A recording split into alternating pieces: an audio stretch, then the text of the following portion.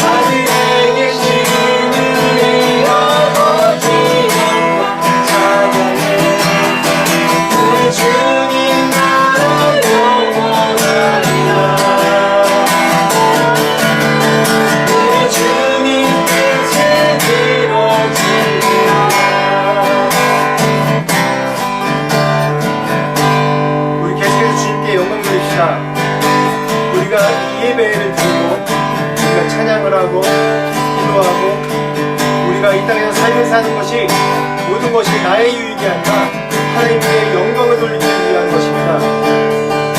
우리가 예배로 찬양으로 하나님께 영광을 돌릴 때 이 세상에 우리를 짓누르고 우리를 미혹하고 우리를 억누르는 모든 사단의 세력은 물러갑니다.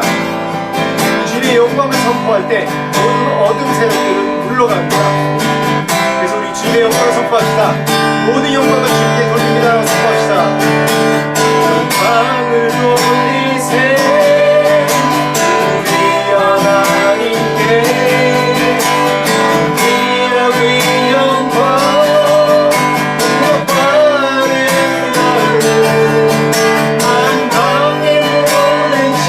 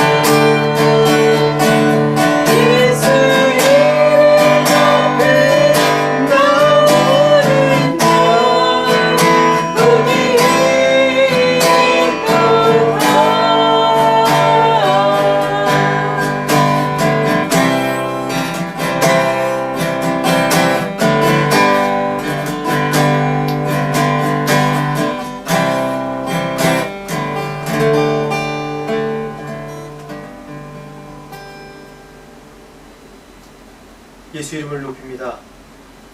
오직 주님의 이름만 높입니다. 찬양받기 합당하신 분이시고 우리의 영광받기에 합당하신 그 이름을 높입니다. 우리의 예배, 우리의 찬양, 전심으로 드리는 우리의 마음 받아주시옵소서. 예수 그리스도 이름으로 기도합니다. 오늘의 말씀은 제목은 지상 최고의 예배입니다. 말씀 읽어보겠습니다. 역대상 16장 29절 같이 읽겠습니다. 여호와의 이름에 합당한 영광을 그에게 돌릴지어다. 다 제물을 들고 그 앞에 들어갈지어다. 아름답고 거룩한 것으로 여호와께 경배할지어다. 아멘. 제가 한 2주 전에 이 예배에 대해서 그 말씀을 나눈 적이 있습니다. 천상 최고의 예배에 대해서 말씀을 나눴습니다. 천상 최고의 예배는 무엇이라고 했죠?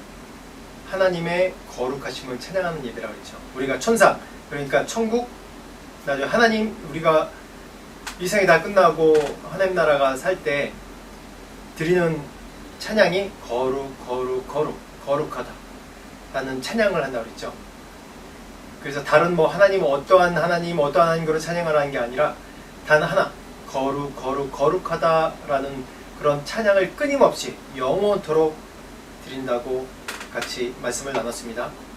근데 제가 천국에 대해서 얘기할 때 자주 쓰는 얘기지만 어떻게 거룩하다 그렇게만 계속 거룩하다 주문 외우듯이 이렇게 외치면서 정말 지루하게 어떻게 살 수 있나 라고 걱정되기도 하고 좀 지루할 것 같다라는 구체적으로 생각해보면 아직 왜냐하면 우리가 하나님의 거룩하심 임재 가운데 사는 기쁨은 알지만은 그게 영원히 산다 그러면 어떤 느낌인지 잘 모르기 때문에 우리가 하나님의 거룩한 임재를 우리 파트 이렇게 부분적으로만 알잖아요. 나중에 하나님을 얼굴 배울 때 완전한 모습으로 알 수 있지만 우리가 그것으로 천국은 이런 삶이겠구나라는 것을 우리가 예상하는 것이죠.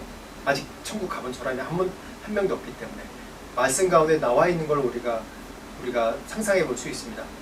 그래서 제가 천국에서 다시 한번 천상 최고의 예배, 지상 최고의 예배, 오늘은 지상 최고의 예배를 같이 말씀 나누는데 그럼 천국의 삶이 어떨까라는 그런 제가 생각해 볼 때 우리가 남녀가 연애할 때 모습을 한번 생각해 봤습니다. 연애할 때 보면 서로 연애하는 기간 동안에 서로의 사랑을 확인하는 소통을 여러 방면으로 하지 않습니까? 그래서 결국 이제 결혼에 그런 서로의 사랑 소통 방법이 맞으면 이제 결혼에 꼴이 나는 것이죠. 근데 연애하는 기간 동안에 24시간 계속 있어도 지루하지 않지 않습니까? 그냥 연애하는 기간 동안에 이제 만나서 1시간, 2시간 만나면 1시간, 2시간 만나는데 지루한데 우리 좀 헤어졌다 내일 만나자? 그렇게 안 하죠. 계속 보고 싶고 계속 이제 같이 하고 싶지 않습니까? 그래서 심지어는 자신의 취미생활, 자신의 일이 있을 때도 같이 데리고 가고 싶어하고 모든 걸 같이 함께 하고 싶어해요. 그러면서 서로 사랑을 확인하고 서로 이제 이 사람이 멋진 사람이네, 이 사람이 예쁜 사람이네, 단지 그냥 외모가 예쁘고 외모가 멋져서 그런 것이 아니라 모든 것을 정말 예뻐, 정말 멋져 그렇게 하면서 그게 소통 방법이죠. 왜? 나는 이 사람에게 최고가 되고 싶고 이 사람은 나에게 최고의 사람이라고 생각하기 때문에 그래서 연애를 하고 결혼하는 것입니다. 그게 확인되면 결혼하는 것입니다. 이걸 다시 좀 바꿔서 얘기해보면 우리가 하나님의 그런 거룩한 그런 천상의 예배, 하나님 나라에 영원히 살 때 우리가 그런 것 같아요. 계속 하나님과 끊임없이 같이 있는 거예요. 하나님 멋지십니다. 예쁘십니다. 우리가 연애할 때 24시간 같이 있어도 전혀 지루하지 않듯이 그 이상의 기쁨이 천상 가운데 예배가 있는 겁니다. 그렇듯이 우리가 매일매일 하나님 앞에 계속 이런 천상의 예배를 드리기 위해서 연습하는 겁니다. 이게 지금 우리 이 땅에 살면서 우리가 하나님과 언약 맺고 혼인했다고 그러지 않습니까? 그렇듯이 우리가 하나님과 이곳에서 연애 생활을 계속 하는 거예요.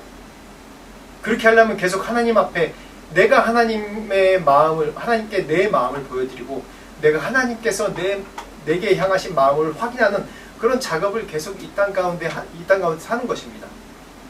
뭔가 확인해 보려고 하는 것이 아니라, 이 세상엔 너무 우리를 하나님과 소통하는데 방해하는 게 너무나도 많아요. 모든 것이 방해하는 것이죠.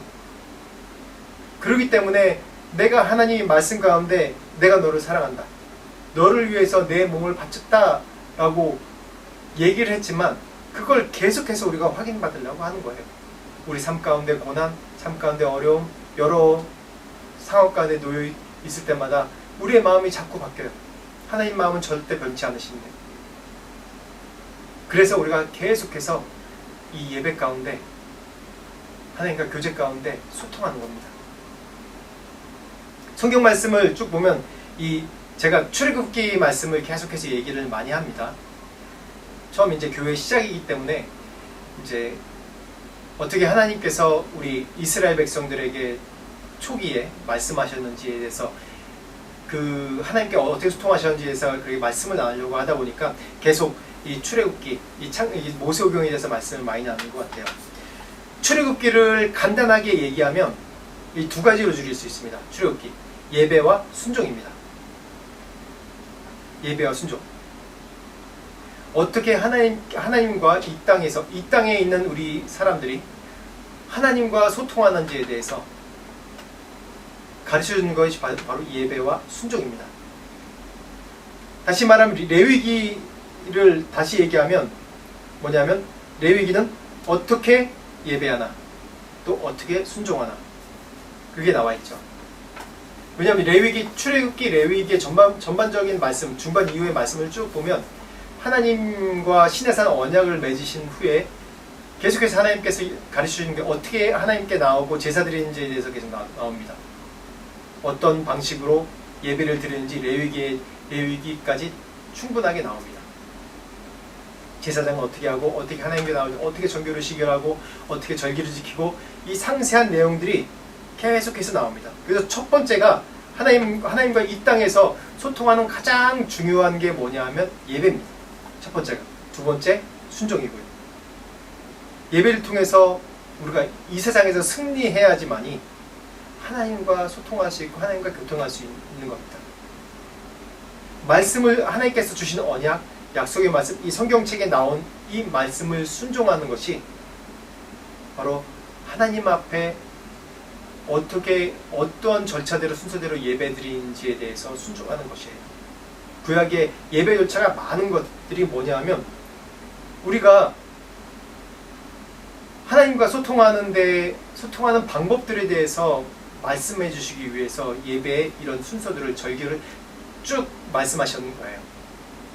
그걸 순종할 때 우리가 하나님과 진정한 소통이 되고 예배가 될 수 있는 것이죠. 그래서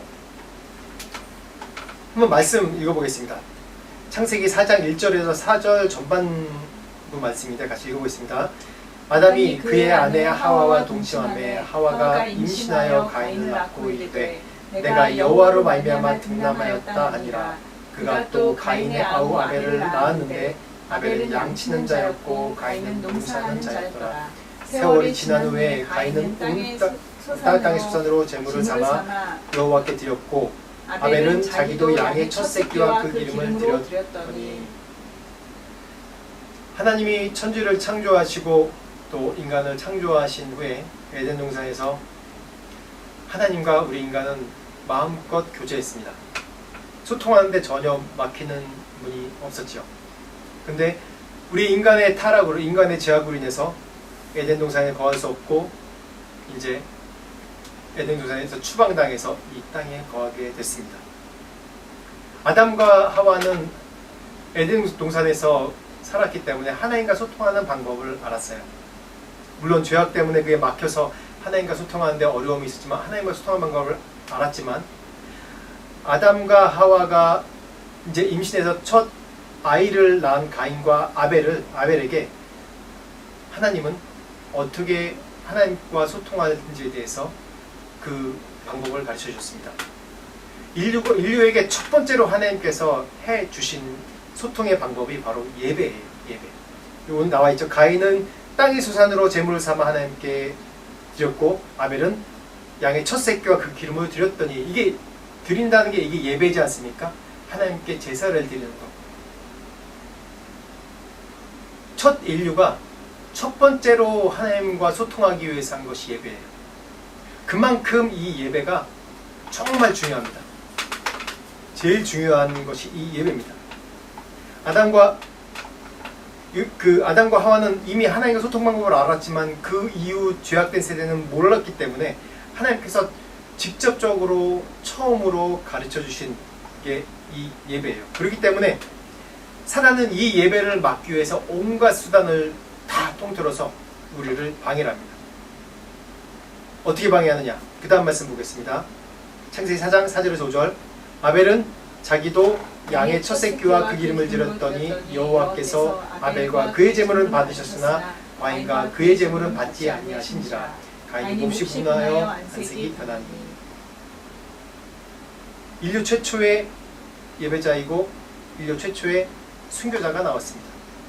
마태복음 24장 35절에 제가 읽겠습니다. 그러므로 의인 아벨의 피로부터 성전과 제단 사이에 너희가 죽인 바라갸의 아들 사가랴의 피까지 땅 위에 흘린 의로운 피가 다 너에게 돌아가리라. 이 말씀 보면 의인 아벨의 피로부터 성전과 제단 사이에 흘러라는 얘기가 바로 아벨의 피가 첫 순교자의 피라는 얘기입니다. 예배로 인해서, 예배 때문에 살인을 저질렀고 예배 때문에 순교자가 나온 거예요. 예배를 지키다가 순교했고 예배 때문에 살인이 나온 겁니다. 얼마나 이 예배가 중요한지 우리가 이 말씀을 통해 다시 한번 증거가 되지 않습니까? 그래서 인류 최초의 살인자가 나오게 된 것입니다. 이 사건만으로 예배가 우리 인류에게, 우리 모든 신앙생활에 얼마나 중요한지 알기 때문에 사단은, 역설적으로 얘기하면 사단은 이 예배가 얼마나 자기에게 위협이 되고 치명적인지 알기 때문에 이 예배를 방해하는 거예요. 그래서 가인이 아벨을 죽이는 것이죠. 제가 사역하면서도 인도에서 사역할 때도 이런 예배에 대한 중요한 경험들을 너무 많이 했습니다. 제가 개척한 지역이, 그 지역에 저희가 센터를 세우고 저희가 가서 예배를 드리고 우리 팀이 가서 예배를 드리고 계속해서 중보하고 그러면서부터 시작해서 그 지역 가운데 영적인 상황이 바뀌고 그 지역이 또 변하는 것을 우리 많이 봤습니다. 예배자 하나가 예배가 없는 땅에 들어가서 쓸 때 얼마나 사단이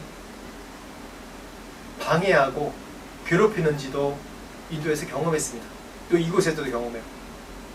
제가 이 태국에는, 방콕에는 항상 이제 한국 들어갈 때 지나다니면서 그냥 관광객으로, 비지터로, 그냥 방문자로 왔기 때문에 그때는 몰랐는데 막상 살려고, 이 땅에 예배자로 쓰려고 이 땅에 사니까 너무 상황이 다른 거예요. 사단의 공격이 너무 많은 거예요. 사단은 그걸 압니다. 이 사람이 예배자로 쓰는지, 이 땅에 예배하기 위해서, 기도하기 위해서 온 건지 아니면 그냥 놀러 온 건지 잘 알고 있어요. 왜냐하면 인류 최초의 인류에게 이 예배로 하나님과 소통 방법을 알려고 했을 때 방해했듯이 사단은 이 예배가 얼마나 자기에게 위협이 되고 방해되는지 압니다. 그래서 이 인류 최초 아벨과 이 가인과 아벨의 예배를 보면 이 가인과 아벨의 자신의 선택으로 인해서 이 후손의 복이 달라지는 겁니다. 한번 볼까요? 창세기 4장 23절에서 24절 보면 같이 읽겠습니다. 라멕이 아내들에게 이르되 아다와 실라여 내 목소리를 들으라. 라멕의 아내들이여 내 말을 들으라. 나의 상처로 말미암아 내가 사람을 죽였고 나의 상함으로 말미암아 소년을 죽였도다. 가인을 위하여는 벌이 700대 라멕을 위하여는 벌이 77배 이르리라 하였더라. 이게 바로 라멕이 누구냐면 가인의 증손자입니다. 증손자. 바로 노아의 홍수 심판, 홍수로 대심판이 있기 바로 전 그 직전의 사람입니다. 이 말씀을 통해서 그 홍수로 인류가 한번 다 멸망했을 때 그 직전의 상황이 어떤지 또 예상할 수도 있고 우리가 살펴볼 수도 있고 가인의 후손이 어떠한 상태였는지 볼 수 있습니다. 예배가 무너진 이 세대에게는 어떤 상태로 나타나냐면 나의 상처로 말미암아 내가 죽였고 나의 상함으로 말미암아 소년을 죽였도다. 이 말씀 뭐냐면 누가 어느 젊은 놈이 내 마음을 상하게 했어. 기분 나쁘게 했어. 그래서 내가 가서 죽였어. 그리고 라멕을 위한 벌이 77배 이루다. 우리 증조할아버지 하나님이 증조할아버지 가인한테는 이 가인을 칠 때는 벌이 7배인데 나는 그 후손이니까 나한테 뭐라고 그러고 나한테 벌 주는 사람은 벌이 77배 될 거야. 나는 떳떳해. 죄악이 만연한 땅의 시대였죠. 사람이 사람을 죽이고 또 온갖 악이 만연한 시대였기 때문에 하나님이 홍수로 그 인류를 다 쓸어버리셨어요. 그리고 어떻게 하셨죠? 하나님이 새로운 세대, 새로운 후손으로 노아로 다시금 세대를 세우신 겁니다. 예배가 무너진 세대는 희망이 없습니다. 하나님이 이 인류를 예배가 무너진 세대에 다 쓸어버리셨듯이 하나님은 예배가 무너진 세대에게 너무 안타까워하시고 다시금 예배를 세우길 원하시는 하나님이십니다. 그래서 노아를 통해서 다시 한번 새로운 인류가 시작된 것이죠. 계시록 4장 11절 말씀 보면 우리 주 하나님의 영광과 존귀와 권능을 받으시는 것이 합당하오니 주께서 만물을 지으신지라 만물이 주의 뜻대로 있었고 주의 지으심을 받았나이다 하더라. 하나님이 필요하신 한 가지가 있습니다. 하나님은 모든 것이 있으신 분인데 모든 것이 가능하신 분인데 단 한 가지 필요한 것이 있어요. 그 필요는 뭐냐면 조물주를 통해서 예배를 받으시기 원하세요. 이 말씀 그대로 하면 영광과 존귀와 권능, 영광을 받기 원하세요. 온 우주 만물이 하나님을 예배합니다. 이 자연 만물이 하나님을 지금도 예배하고 있습니다. 바람이 살랑살랑 불 때는 이 잎사귀가 흔들리면서 하나님의 영광을 찬양하고요. 햇빛이 눈부시게 비치는 그 눈부시게 비치는 그 빛을 통해서 하나님의 영광을 찬양합니다. 그런데 온 우주 만물 피조물 중에서 단 한 존재만 하나님께 영광 드리지 않습니다. 그것이 바로 인간입니다. 그것이 바로 나 자신이 될 수 있고. 그래서 하나님은 우리 인간에게 예배를 받기 원하세요. 내가 너희들에게 영광을 받기 원한다. 너희들의 입을 통해서 존귀를 받기 원한다. 그래서 하나님이 이 목이 뻣뻣한 이 백성들을 우상을 섬기는 이 인류에게서 하나님이 아브라함을 택하셨어요. 아브라함을 택하셔서 그 택한 백성을 통해서 또 그 아브라함의 후손을 통해서 이스라엘 민족을 이루시고 나라를 이루셔서 영광을 받기 원하셨어요. 그래서 하나님이 그 이스라엘 민족을 통해서 제사장 나라가 돼서 그 예배 인류의 대표가 돼서 너희들이 제사장 나라가 돼서 나에게 영광을 돌려라. 그러면 온 열방이 다 너를 통해서 내가 하나님인 줄 알고 나에게 영광 돌리는 법이 무엇인지, 하나님과 소통하는 방법이 무엇인지, 하나님과 예배하는 그 민족이, 그 나라가 어떤 축복을 받는지 너를 통해서 알게 하리라 라고 하신 겁니다. 첫 인류는 예배가 무너진 그 인류는 다 노아 홍수로 멸망했지만은 그 노아 이후의 세대에 다시금 타락하기 시작할 때 하나님께서 아브라함을 선택하셔서 아브라함을 통해서 그 믿음을 통해서 선택하시고 지명하시고 나라를 이뤄서 민족을 이뤄서 하나님께서 영광받기 원하셨습니다. 그래서 하늘 문을 여는 예배, 하나님의 마음을 감동시키는 예배가 무엇인가 우리가 좀 보기 원합니다. 제가 예배 드리는 당위성에 대해서 계속 말씀을 드렸습니다. 시편 130 제가 쭉 읽겠습니다. 역대 16장 9절의 말씀에는 여호와의 눈은 온 땅을 두루 감찰하사 전심으로 자기에게 향하는 자들을 위하여 능력을 베푸시나니 이 일은 왕이 명령되이 행하였은즉 이후부터는 왕에게 전쟁이 있으리이다. 시편 138편 1절 내가 전심으로 주께 감사하며 신들 앞에서 주께 찬송하리이다. 시편 86편 12절 주 나의 하나님이여 내가 전심으로 주를 찬송하고 영원토록 주의 이름의 영광을 돌리리이다. 그러면 어떻게 하나님께 나가야 되느냐? 어떻게 하나님께 예배를 드려야 되느냐? 중요한 것이죠. 전심으로. 오늘 지상 최고의 예배의 결론입니다. 전심. 전심이 뭡니까? 영어로 얘기하면 all of my heart. 다시 얘기하면 성경으로 얘기하면 나의 마음과 뜻과 정성을 다해 전심으로 자기에 향하는 자, 전심으로 주께 감사하는 자, 전심으로 주를 찬양하는 자. 또 그 다음 말씀 볼까요? 여호와의 증거들을 지키고 전심으로 여호와를 구하는 자는 복이 있도다. 시편 119편 2절 말씀입니다. 내가 전심으로 주께 간구하였사오니 주의 말씀대로 내게 은혜를 베푸소서. 같은 119편 58절, 다시 119편 145절입니다. 여호와여 내가 전심으로 부르짖었사오니 내게 응답하소서. 내가 주의 교훈을 지키리이다.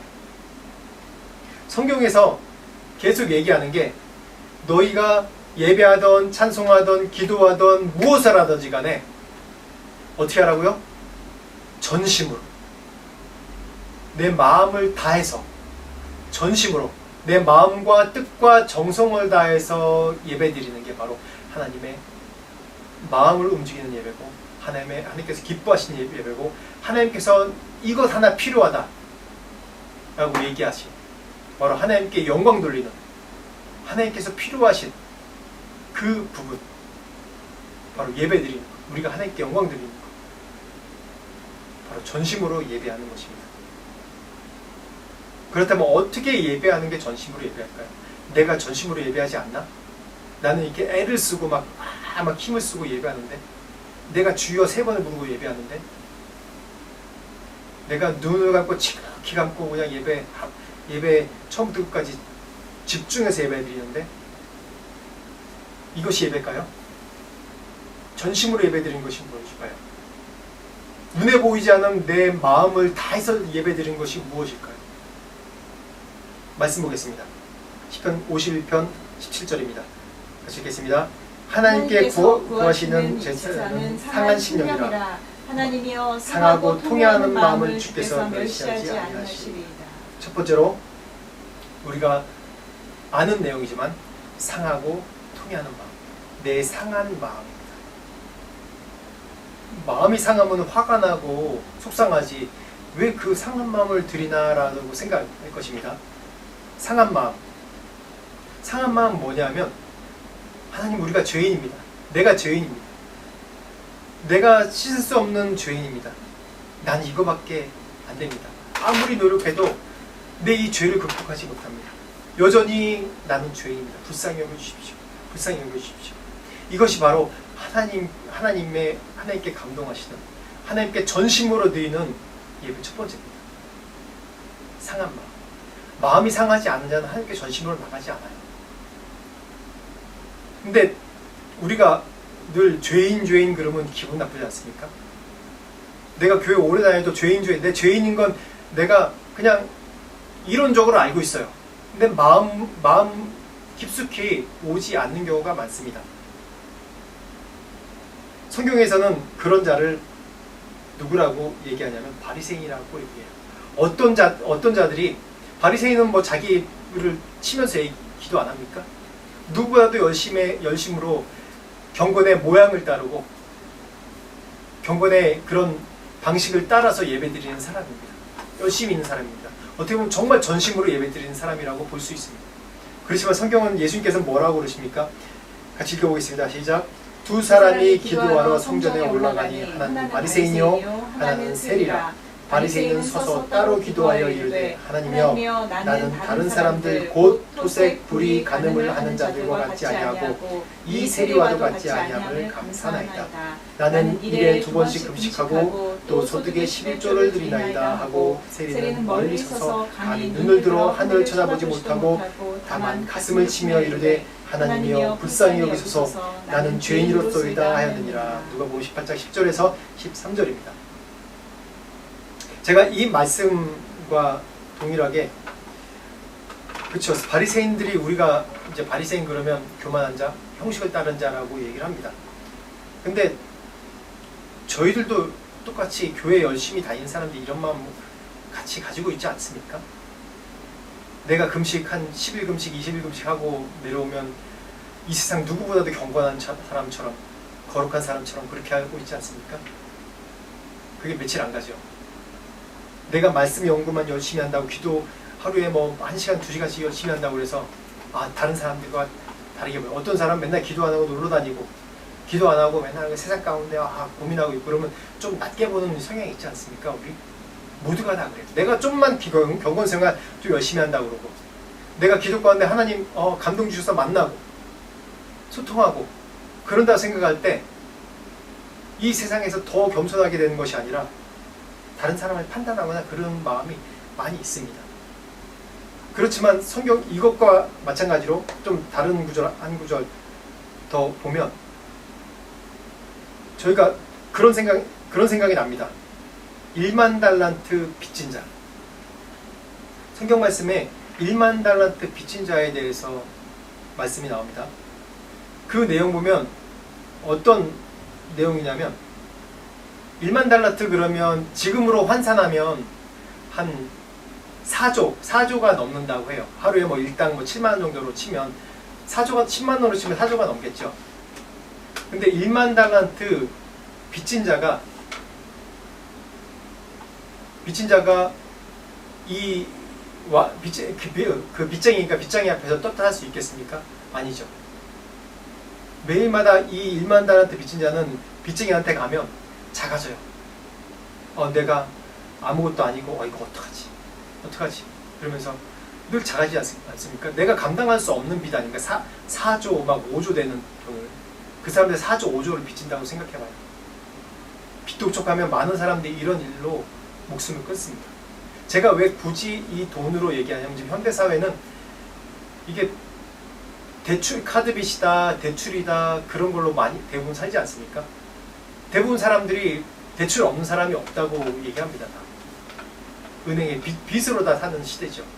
그래서 요즘 이제 우크라이나 전쟁, 러시아와 우크라이나 전쟁으로 인해서 또 유가가 오르고 또 전 세계가 지금 물가가 다 오르고 있습니다. 그래서 금리도 오르고 그래서 우리나라도 금리가 오르기 때문에 금리 오른다는 것은 은행의 빚을 우리가 갚아야 될 게 더 많이 생긴다는 얘기죠. 다 떨고 어려워하고 있습니다. 그래서 빚으로 얘기하면 내가 얼마나 작은 자인지 연약한 자인지 또 그렇게 좀 비유가 되는 것 같아서 내가 굳이 이 1만 달한테 빚진 자의 비유를 또 드는 것입니다. 한 4조, 5조가 빚졌다고 생각해보세요. 당장 목숨 끊고 죽고 싶죠. 많은 사람들이 그걸로 목숨 끊고 자살하지 않습니까? 빚 해결하지 못하니까. 우리가 그렇게 우리 죄로 인해서 빚진 자입니다. 그래서 내가 하나님 보시기에는 내가 하나님과 소통하고 내가 정결해지고 좀 다른 경건한 삶을 산다고 해도 하나님 보시기에는 나나 그런 죄인이나 별 다를 게 없어요. 다 똑같은 죄인이고 다 똑같은 악한 자이고 죄인입니다. 그래서 내가 사람들 앞에 교만할 필요가 없는 거예요.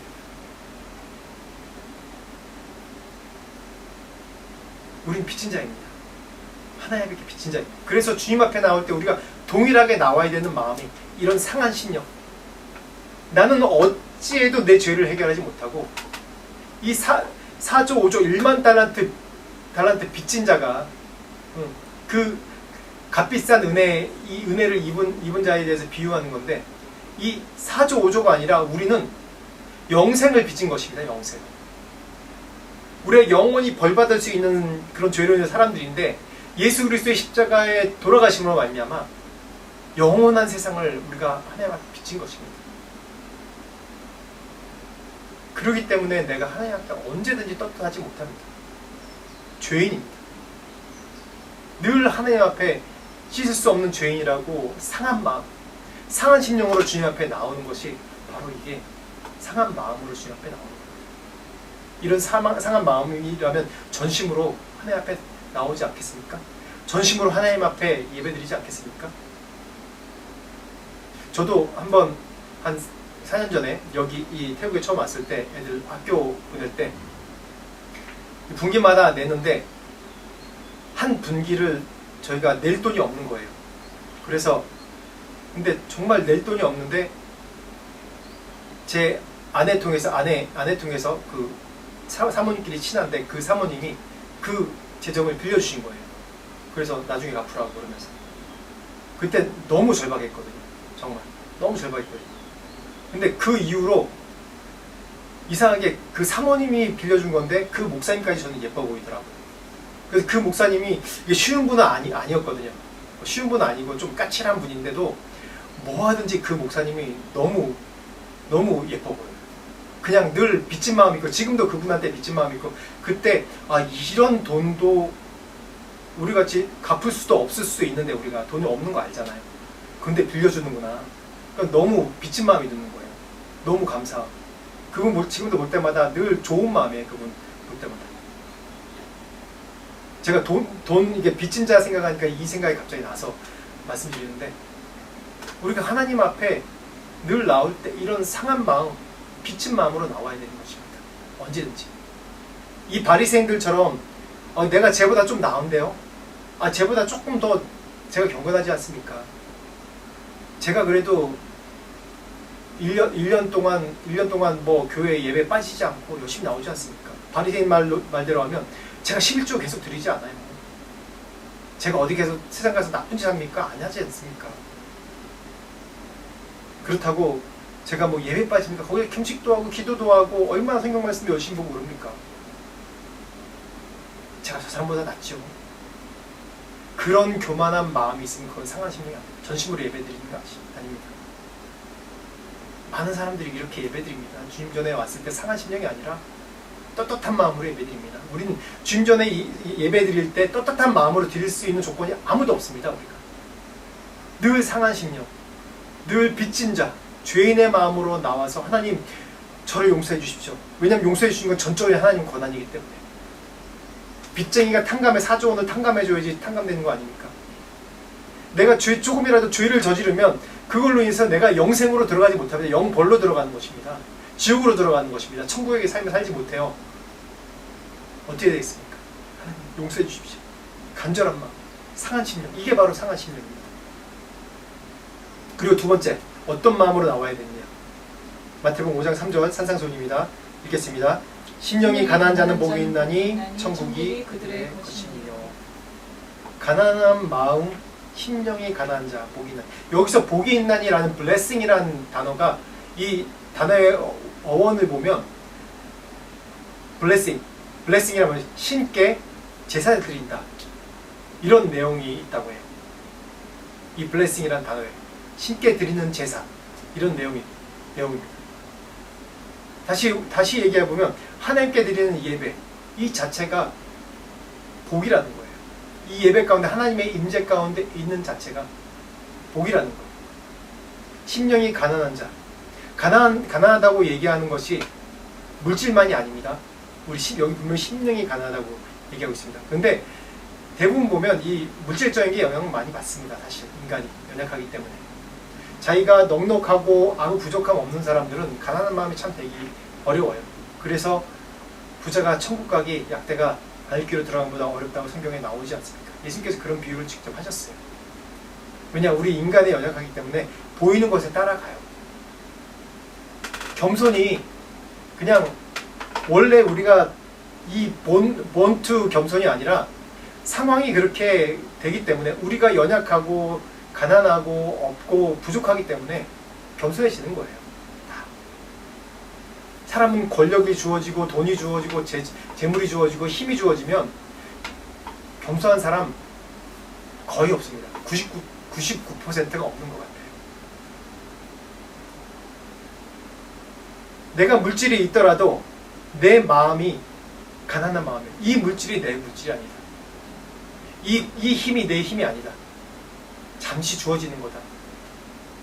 라고 생각을 하는 그런 마음이 있을 때 가난한 마음이 주어지는 거예요. 그 가난한 마음이 주어질 때 내가 하나님께 전심으로 나갈 수 있는 것입니다. 다윗 왕이